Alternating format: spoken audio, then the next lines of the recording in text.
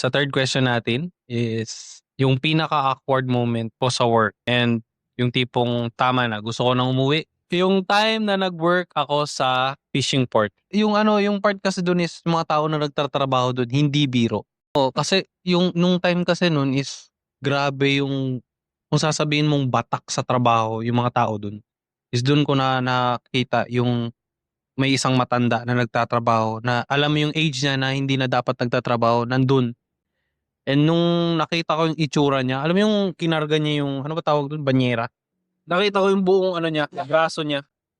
Masyado siyang alam mo yung 'pag yung tao babad sa tubig, lumambot na yung kamay, Oo. makakulubot sa parang puro kaliskis, oo, kaliskis, grabe. Sabi ko sa isip ko, "Tay, puwede na kayong magpahinga, puwede na kayong umuwi sa bahay." Parang alam mo yun, na grabe hindi hindi biro pinagdadaanan ng mga tao na 'to, nagtatrabaho sa fishport.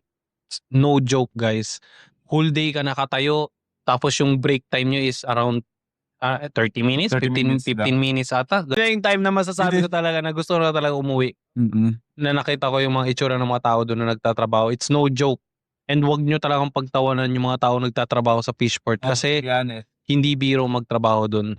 Kasi nakita ko the way hila ng banyera, Tatanggal ng kaliskis oo, ng nagtatanggal isda. ng kaliskis tapos whole day sila na Yung mga it's no joke talaga. no joke talaga yan. So yun.